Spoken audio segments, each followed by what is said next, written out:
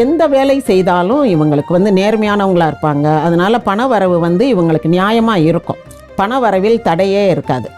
வேலைகள் வந்து இவங்க ஒரு பெரிய ஒரு கம்பெனி, ஒரு கேட்ரிங், அல்லது பெண்கள் சார்ந்தது, அல்லது ஒரு ஹோமு, ஹாஸ்டல், இந்த மாதிரி நிறைய மனிதர்களை உள்ளடக்கிய விஷயங்கள்.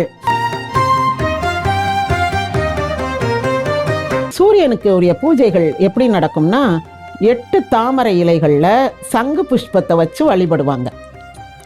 அந்த வழிபாடு செய்த பிறகு அந்த சங்கு புஷ்பத்தை எடுத்துட்டு அந்த தாமரை இலையில் அன்னதானம் பண்ணுவாங்க. இந்த பூஜை வந்து ரொம்ப விசேஷமான பூஜை. இதை இவங்க செய்யலாம். இவங்க செய்தாங்கன்னா சக்கரை நோயாளிகளுக்கு கோதுமை உணவு வாங்கி கொடுத்தல், அந்த மாதிரி.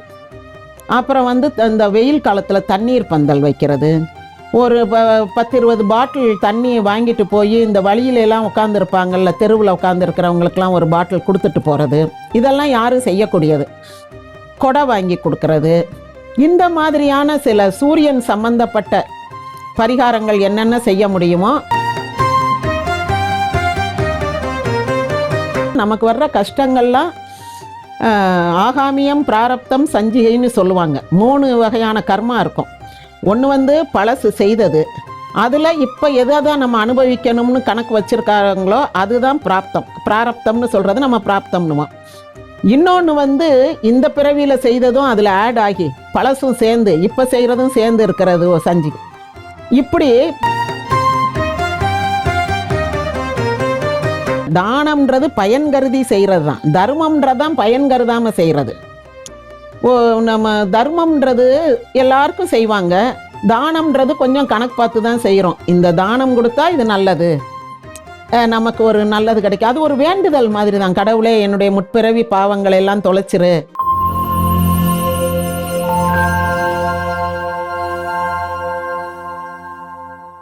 வணக்கம் மேம். வணக்கம்மா. எப்படி இருக்கீங்க மேம்? நல்லா இருக்கேன்மா. மேம், இன்னைக்கு நிகழ்ச்சியில கடக ராசியில பிறந்தவங்க அவங்க வாழ்க்கை இன்னும் மேம்படணும் அப்படின்னா என்ன மாதிரியான தொழில்கள் செய்யலாம், பண வரவை எப்படி அதிகரிக்கலாம், அவங்க குடும்பம் சந்தோஷமா இருக்கணும்னா என்ன மாதிரியான விஷயங்கள் நம்ம பண்ணணும் அப்படிங்கறது ஜாதக ரீதியா எங்களுக்காக சொல்லுங்க.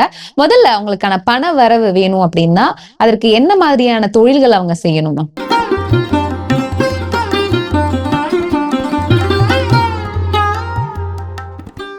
இவங்க வந்து இந்த அன்பு, தியாகம் இதெல்லாம் கொஞ்சம் ஓரமாக வச்சுட்டு நம்ம செய்கிற வேலைக்கேற்ற வருமானத்தை நம்ம அடையணுன்ற ஒரு குறிக்கோளோடு செயல்படணும். இவங்க நிறைய வேலை செய்வாங்க, அதுக்குரிய பண வருமானம் இவங்களுக்கு கிடைக்காது. இவங்க அதை கொஞ்சம் அலட்சியமாக விட்டுருவாங்க. வரும், அவங்ககிட்ட போய் திரும்ப திரும்ப கேட்க முடியாது, பாவம் அவங்களே கஷ்டப்படுறாங்கன்னு இவங்க ரெக்கமெண்ட் பண்ணி இவங்க சொல்லிக்கிட்டு இருப்பாங்க. இவங்களுக்கு தான் அவங்க பணம் கொடுக்கணும், அவங்களே பாவம் கஷ்டப்படுறாங்கன்னு அவங்க சொல்கிற ஒரு அவங்களுக்காக இவங்க இறக்கப்பட்டுக்கிட்டு அந்த வருமானத்தை வசூல் பண்ண மாட்டாங்க. அதை வந்து முதல்ல கடகராசிக்காரங்க நிறுத்திடணும். ஓரளவுக்கு ஈவிரக்கம் இல்லாமல் கூட அவங்க பணத்தை வசூல் பண்ணலாம், அப்படின்னா தான் அவங்களுக்கு வரும், இல்லைன்னா வராது. இவங்க வந்து எந்த வேலை செய்தாலும் இவங்களுக்கு வந்து நேர்மையானவங்களா இருப்பாங்க. அதனால பண வரவு வந்து இவங்களுக்கு நியாயமா இருக்கும். பண வரவில் தடையே இருக்காது. வேலைகள் வந்து இவங்க ஒரு பெரிய ஒரு கம்பெனி, ஒரு கேட்ரிங், அல்லது பெண்கள் சார்ந்தது, அல்லது ஒரு ஹோமு, ஹாஸ்டல், இந்த மாதிரி நிறைய மனிதர்களை உள்ளடக்கிய விஷயங்கள். அப்புறம் வந்து ஸ்கூலு, இதெல்லாம் வச்சு நடத்தலாம். நிறைய பிள்ளைகள், நிறைய இளம் பெண்கள், முதியோர் இல்லம், இப்படி எதுனாலும் வச்சு நடத்தலாம். தொண்டு சார்ந்த தொண்டு நிறுவனங்கள்லாம் இவங்க வச்சு நடத்தலாம். இவங்க வந்து அதனுடைய தலைமை நிர்வாகியா இருப்பாங்க. அதனாலேயே இவங்களுக்கு வந்து மனசுக்குள்ள ரொம்ப இரக்க சுபாவம் இருக்கும். எல்லாருக்கிட்டையும் அன்பு காட்டணும் அப்படின்னு இருப்பாங்க. அப்புறம் யார்கிட்டையும் வந்து இவங்க ரொம்ப கோபமா கண்டிக்கிற மாதிரி எல்லாம் நடந்துக்க மாட்டாங்க. ஸோ இவங்களுக்கு வர வேண்டிய பணம் இப்போ அரசாங்கத்திலேருந்து இவங்க தொண்டு நிறுவனத்துக்கு வருஷம் ஒரு பணம் கொடுக்குறாங்கன்னா அது 4 வருஷமாக வராமல் இருக்கும். இவங்க அதை போய் அரசாங்கத்திட்ட கேட்கவே மாட்டாங்க. ஒரு கடிதம் மட்டும் அனுப்பிக்கிட்டே இருப்பாங்க, அவங்க ஒரு பதில் போடுவாங்க. இந்த மாதிரி கொஞ்சம் ரெக்லஸாக இருப்பாங்க. பணம் வசூல் பண்ணுறதுல இவங்க வந்து கராராக இருக்க மாட்டாங்க. ஆனாலும் இவங்களுக்கு வந்து கடவுள் கிருபை நிறையா இருக்கும். அந்த முன்னோருடைய புண்ணியங்கள், முன்னோர் செய்த புண்ணியம் இவங்களுக்கு நிறையா இருக்கும். அதனால இவங்களுக்கு ஆட்டோமேட்டிக்காக பணம் வந்துடும். சோ சேமிப்பு, உபரி வருமானம், சோ லாபம் பாக்குறது இதெல்லாம் எப்படி இருக்குமா?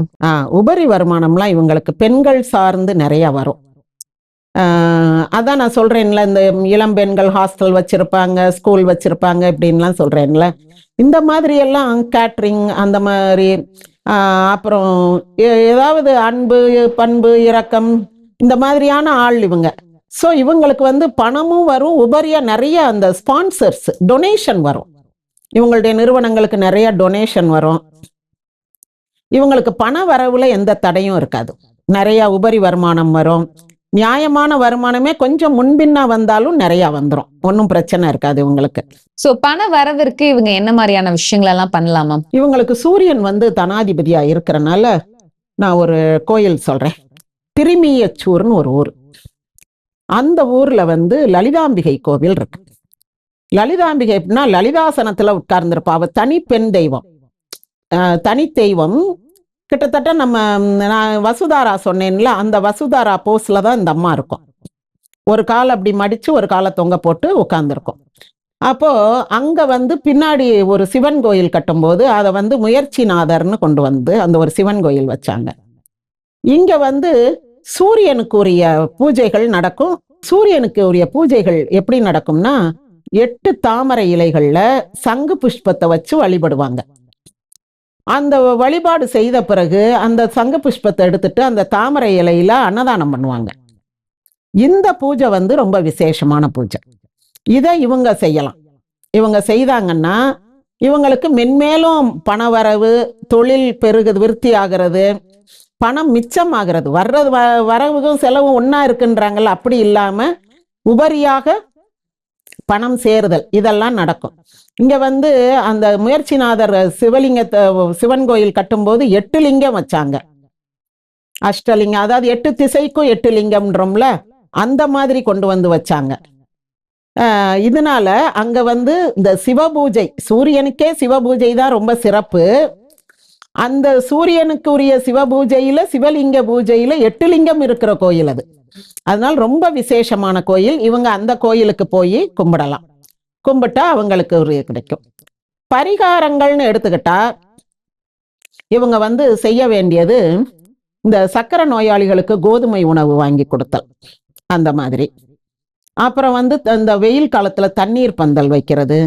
ஒரு 10-20 பாட்டில் தண்ணி வாங்கிட்டு போய் இந்த வழியில எல்லாம் உட்கார்ந்து இருப்பாங்கல்ல, தெருவில் உட்கார்ந்து இருக்கிறவங்களுக்குலாம் ஒரு பாட்டில் கொடுத்துட்டு போறது. இதெல்லாம் யாரும் செய்யக்கூடியது. கொடை வாங்கி கொடுக்கறது. இந்த மாதிரியான சில சூரியன் சம்பந்தப்பட்ட பரிகாரங்கள் என்னென்ன செய்ய முடியுமோ அதை அவங்க வந்து அவங்களுக்கு தெரிந்த ஆட்களுக்கு மட்டுமில்ல, தெரியாத ஆட்களுக்கும். ஓகே, இப்ப சூரியன் சார்ந்த பொருள் வந்து கோதுமை கொடுக்க சொன்னீங்க. அது குறிப்பிட்டு சர்க்கரை நோயாளிகள் கொடுக்க சொல்றதுக்கான காரணம் என்னமா? அதாவது அவங்களுக்கு அது பெரிய உதவியா இருக்கும். மற்றவங்களுக்கு கொடுக்கறத விட அவங்களுக்கு வந்து இந்த அரிசிக்கு பதில் கொஞ்சம், அரிசியை விட ஒரு 2 பாயிண்ட் குறைவுன்னு வச்சுக்கோங்களேன். அந்த மாதிரி யாருக்கு அதிகம் பயன்படுமோ அவங்களுக்கு கொடுக்கறது. இப்ப முதியோர் இல்லம் இருக்குல்ல, அங்க வந்து நீங்க ஒரு 2 மூடை கோதுமை குருணை வாங்கி கொடுக்குறீங்க, சம்பா வாங்கி கொடுக்குறீங்கன்னு வைங்களேன், அவங்களுக்கு ஒரு நேரத்துக்கு அந்த கோதுமை உப்புமா போட்டு கொடுப்பாங்க.